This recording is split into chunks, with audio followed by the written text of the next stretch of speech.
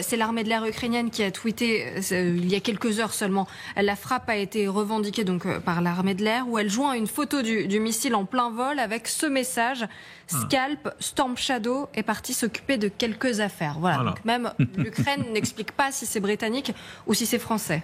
Réaction à la Poédie, première réaction, et après vous réagirez aussi à ce que dit Trump, mais d'abord première réaction à ça.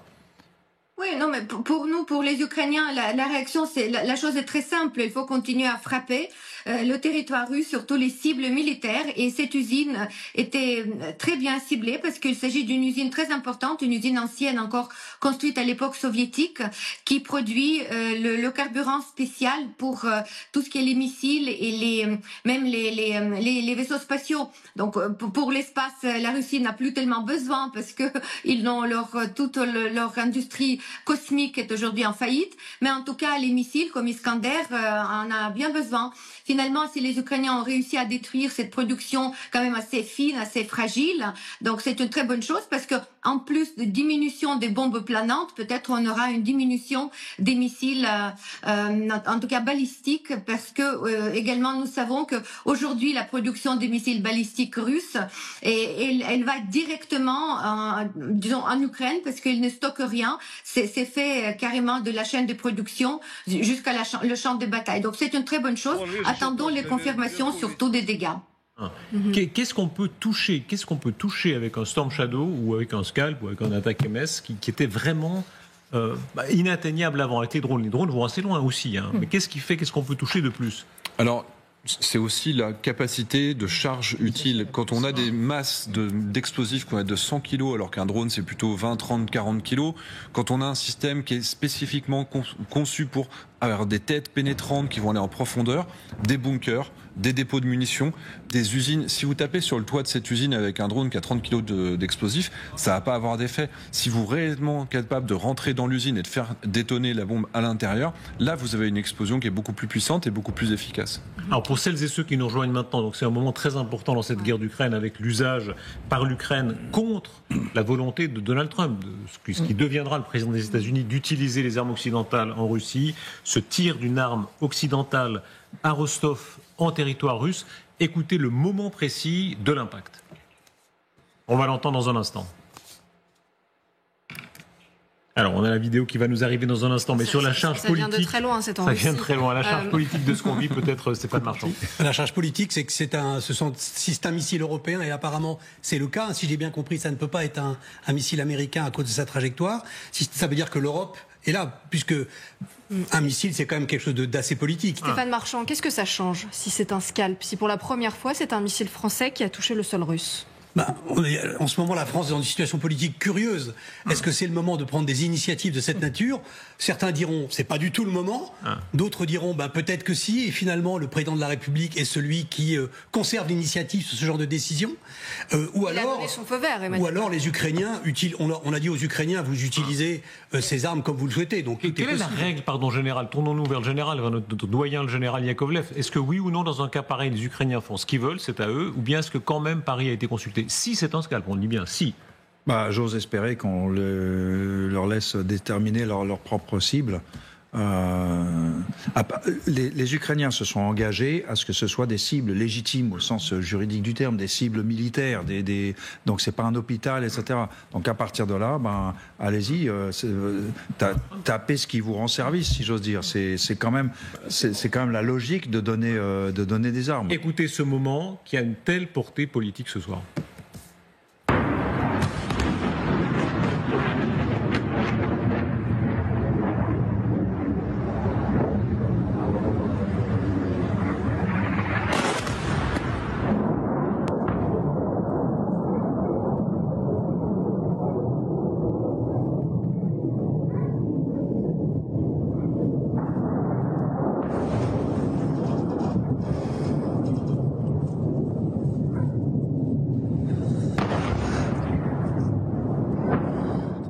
Voilà, on ira plus loin tout à l'heure en détails techniques, etc.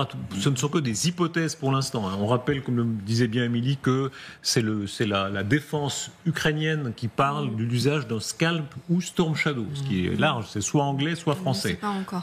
Mais... Si c'est français, qu'est-ce que ça signifie? En fait, le débat, il est tranché déjà même depuis un mois, puisque le poste de commandement qui a été touché dans la province, dans l'oblast de Kursk, il y a un mois où se trouvaient les officiers supérieurs nord-coréens était un Storm Shadow ou un Scalp qui a touché ce poste de commandement. Donc ils l'ont C'était un Storm Shadow. Donc ils ont déjà effectué des frappes sur le territoire russe avec des armes européennes. Est quand même fort. Qu'est-ce que ça signifie, Catherine? Je veux dire, c'est quand même quelque chose qui agace au plus haut point les Russes, que les armes occidentales touchent directement leur territoire. Ils ont dans leur collimateur les Américains, les Britanniques. Qu'est-ce que ça signifie si ce sont des armes françaises qui vont cette fois toucher le sol de Vladimir Poutine? Alors les Français, ils ont une attitude qui est un peu différente des Anglo-Saxons, qui est qu'ils fournissent les armes, qu'ils donnent le feu vert, et en fait ça fait assez longtemps que les Français avaient donné le feu vert pour l'utilisation des Scalps. Mais comme pour le César, souvenez-vous au début, les Français ils ne veulent pas mettre l'utilisation de leur armement en avant.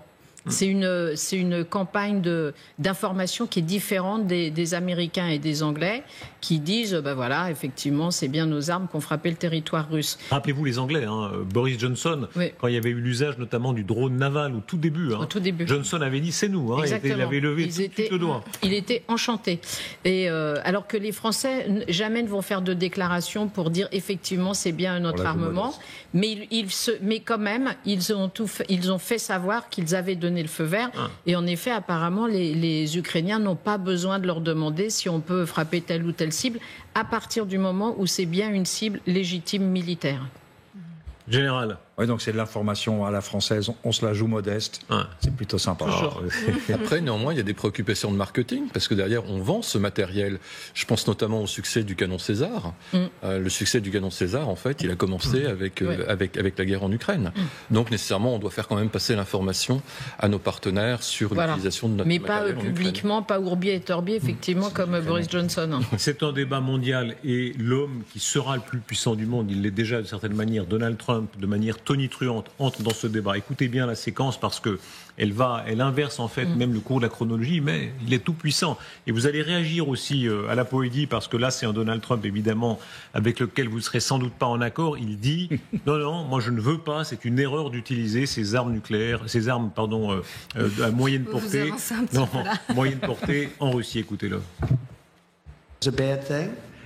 Je pense que c'était une mauvaise chose et que c'est cela qui a amené les Nord-Coréens dans le conflit. Je ne pense pas que cela aurait dû être autorisé, et certainement pas quelques semaines avant que je prenne la relève. Pourquoi aurait-il fait cela sans me demander mon avis? Ils n'auraient pas voulu qu'ils fassent cela. Je pense que c'est une grosse erreur qu'ils ont commise.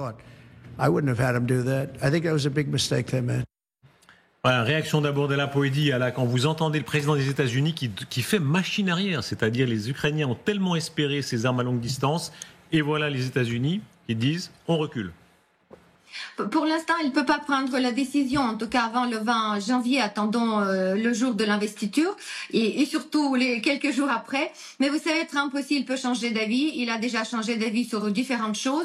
Déjà, vous voyez, les 24 heures après son élection, quand il devait arrêter la guerre, ça dure un peu trop longtemps. Donc moi, je laisse faire. Mais vous savez, déjà, je trouve que c'est très cynique.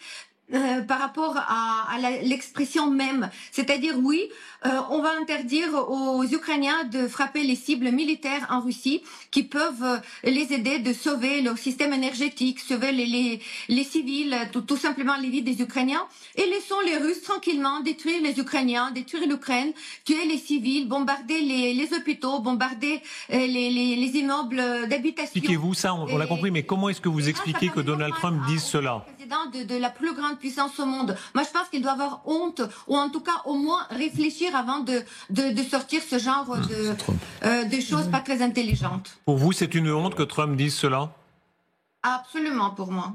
Réaction sur ce plateau ? C'est assez largement de la politique intérieure. En ce moment, Washington est à feu et à sang sur les nominations décidées par Donald Trump pour les hauts postes de l'administration.